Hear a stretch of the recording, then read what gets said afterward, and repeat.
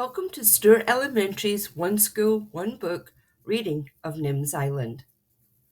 Author Wendy Orr, illustrated by Kerry Millard. In a palm tree on an island in the middle of the wide blue sea was a girl. Nim's hair was wild and her eyes were bright, and around her neck she wore three cords. One was for a spyglass, one for a whirly, whistling shell, and one for a fat red pocket knife in a sheath. With the spyglass at her eye, she watched her father's boat. It sailed out through the reef to the deeper, dark ocean, and Jack turned to wave, and Nim waved back, though she knew he couldn't see. Then the white sails caught the wind and blew him out of sight, and Nim was alone. For 3 days and 3 nights, whatever happened or needed doing, Nim would do it. And what we need first, said Nim, is breakfast. So she threw 4 ripe coconuts, thump, into the sand and climbed down after them. Then she whistled her shell 2 long, shrill notes that were carried far out to the reef, where the sea lions were fishing. Silky popped her head above the water. She had a fish in her mouth, but she swallowed it fast and dived toward the beach. And from a rock by the hut, Fred came scuttling. Fred was an iguana, spiky as a dragon, with a cheerful snub nose. He twined around Nim's feet in a prickly hug. Are you saying good morning? Nim demanded, or just begging for breakfast? Fred stared at the coconuts. He was a very honest iguana. Coconuts are tricky to open, but Nim was an expert. With a rock and a spike, she punched a hole and drank the juice, cracked the shell, and pried out the flesh. Fred snatched his piece and gulped it down. Marine iguanas don't eat coconut, but no one had ever told Fred. Now Selkie was flopping up the beach to greet them. We'll come in too, Nim shouted, and dived off the rocks. Selkie twisted and shot up underneath, gliding Nim through the waves, thumping over, ducking under. Nim clung tight, till she was half sea lion and half girl, and Oliver was part ocean. Then Selkie and Fred went to sunbake on the rock, and Nim went back to the hut. She poured a mug of water from her favorite blue bottle, brushed her teeth above a clump of grass that needed the spit, and started her chores. There were lots today because she was doing some of Jack's as well as her own. Long ago, when Nim was a baby, she had a mother as well as Jack. But one day her mother had gone to investigate the contents of a blue whale's stomach. It was an interesting experiment that no one had done for thousands of years, and Jack said it would have been all right. It should have been safe. Until the Tropo tourists came to make a film of it, shouting and racing their huge pink and purple boat around Nim's mother and the whale. When Jack told them to stop, they made rude signs and bumped their boat against the whale's nose. The whale panicked and dived, so deep that no one ever knew where or when he came back up again. Nim's mother never came back up at all. So Jack packed his baby into his boat and sailed around and around the world, just in case Nim's mother came back up out of the ocean somewhere else and didn't know where to find them. Then one day, when the baby had grown into a very little girl, he'd found this island. It was the most beautiful island in the whole world.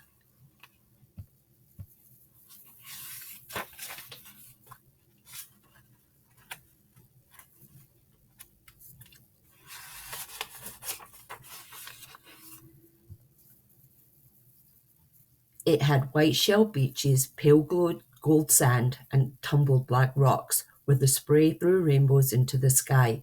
It had fiery mountains with green rainforest on the high slopes and grasslands at the bottom. There was a pool of fresh water to drink and a waterfall to slide down, and in a hidden hollow where the grasslands met the white shell beach, there was a place for a hut. And around it all, so that only the smallest boats could weave their way through, was a maze of reef curving from the black rocks on one side to the white cliffs on the other. Jack sailed back to a city for the very last time. He filled up the boat with plants for a garden and supplies for signs, and he landed on the island to build a home for just him and his daughter, because he knew now that Nim's mother had stayed down at the bottom of the sea. Like a mermaid, Nim thought. He built a hut of driftwood logs and good strong branches, with a palm thatch roof and a hard dirt floor. He put up a satellite dish, and a solar panel to charge the batteries for a flashlight, a cell phone, and a laptop computer. He made sleeping mats stuffed with rustling palm fronds, a table and two stools, a desk, bookcases, and shelves for his scientific stuff, coconut shell bowls, and seashell plates. He dug a vegetable garden in the rich soil at Fire Mountain's base and planted avocados, bananas, lettuce, oranges, pineapples, strawberries, sweet potatoes, and tomatoes, and bamboo for making pipes and useful things. Then he went on being a scientist, and when Nim got older, she helped him. They read what the barometer said, measured how much rain fell every day, and how strong the winds were, how high the high tides reached, and how low the low tides fell. And then they marked the measurements on a clean white chart with a dark blue marker. They studied the plants that grew on the island and the animals that lived there. They put blue bands on the birds' legs and wrote down the numbers so Jack could remember the birds' birthdays and who their mothers and fathers were. Nim remembered anyway. Sometimes Jack wrote articles about the weather and the plants and animals, and he emailed them to science magazines and universities, and sometimes people emailed him questions to answer. He would tell them about tropical storms and iguanas and seaweed, but he would never tell them where the island was in case the tropo tourists ever found it, because Jack hated the tropo tourists worse than sea snakes or scorpions. Only the supply ship, which came once a year to bring them books and paper, flour and yeast, nails and cloths, and other things they couldn't make themselves, knew where they lived. It was too big to weave its way through the reef, so Jack and Nim always sailed out to meet it, and the ship's captain never saw just how beautiful the island was.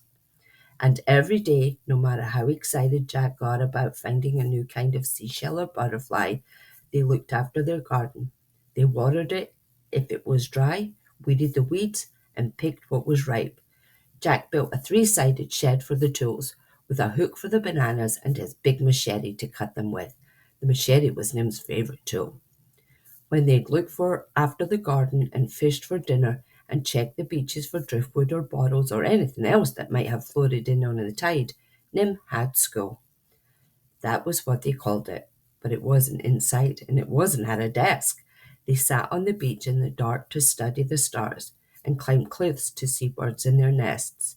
Nim learned the language of dolphins, about the tiny crabs that float out to sea on their coconut homes, and how to watch the clouds and listen to the wind. Sometimes for a whole day they talked in sea lion grunts, or frigate bird squawks, or plankton wiggles. Jack loved plankton. Nim's favorites were the ones that shone bright in the sea at night, but Jack loved them all because they were so little and so important, because little fish ate them and bigger fish ate the little fish and the biggest fish ate the bigger fish, and there wouldn't have been any fish at all if it weren't for plankton. But Nim liked animals that you could see and have fun with. So when Jack had said that he was going sailing for 3 days to collect plankton, Nim had decided to stay home. "I'll phone every night at sunset," said Jack, "and then you can check the email. If you don't hear from me or see me for 3 days, send an SOS."